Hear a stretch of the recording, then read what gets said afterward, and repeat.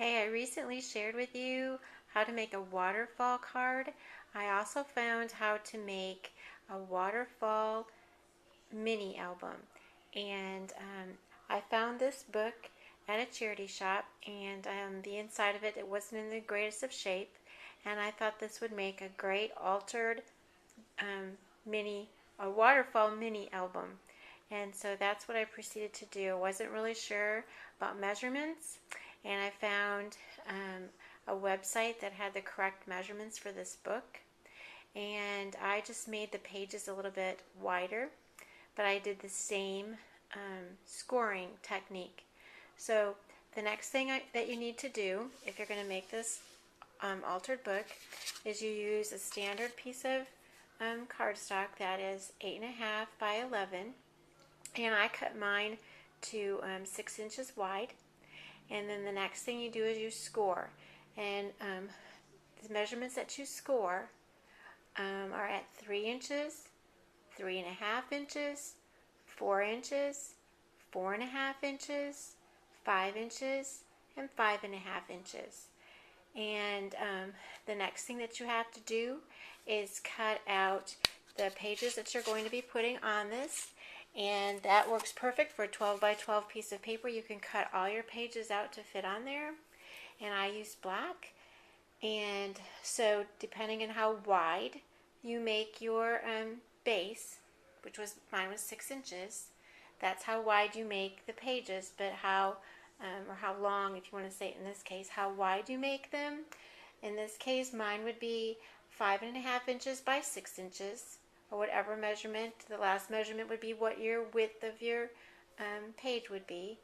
The next one would be 5 inches by 6 inches, 4.5 inches by 6 inches, and 4 inches by by 6 inches, and then 3.5 inches by 6 inches. So basically the scoring is like every half inch, and the page increment that gets bigger is by half inches.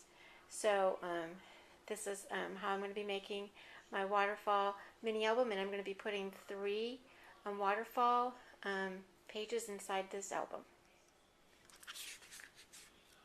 Okay, I'm going to see if I can show you with my video how I add these pages. You put your tape just underneath that crease line and only on where your folds are. You do not put it on your page because you don't know exactly where you need your tape, and this way this works really well.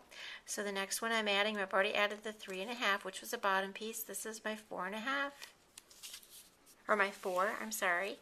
And then this would be my 4.5 piece.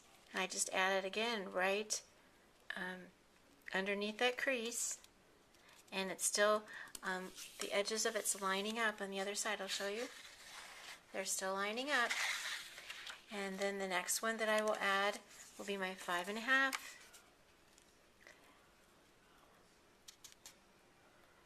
And the next one will be my 5. And I didn't put any tape, so I could show you how to do that in a minute. I just put a little bit of tape right underneath that crease, and this is my last page, and I put that on. You still have another crease sitting there, and that's because it's going to fold underneath and be able to pull to make it a waterfall. Okay, this is the tab that I put inside of my book, and the strip needs to be wider than the page I'm making, which is 6 inches, but it also needs to be smaller, obviously, than the book. And so a lot of times they tell you to use brads, and it would really show in here, so I zigzagged these on the edges, and this is going to work for me putting my waterfall pages in. So the next thing I do is I've folded this in half, and what's going to happen, actually I should fold it more, folded it right there so that it's even and that there's a little piece on the bottom. And what it's going to do is I'm going to slide this bottom piece underneath the tab I just put in my book, if you can see that. And then what's going to happen is this piece up at the top, let's see if I can get that closer to the camera, this piece right here up at the top is going to glue down to my tab on the bottom, and that's what's going to allow me to pull and make it a waterfall. Then after I've done that, the next thing I need to do is embellish and decorate and put pictures all on my pages, and I will then have an altered book waterfall mini album. Okay, so this is what happens once you get your pages all put in. It should fold one page at a time, rotate as you pull this bottom piece. It should just rotate all the pictures, or pages, to put pictures on. And there we go. And that's how it goes. And I have finished. For my next project, I'm going to be making the fashion models from the cartridge called Forever Young. There are 20 different fashion models is what I'm calling them. And I'm going to be making all of them. And I'm going to start with the first 10. And I'm going to be putting them together.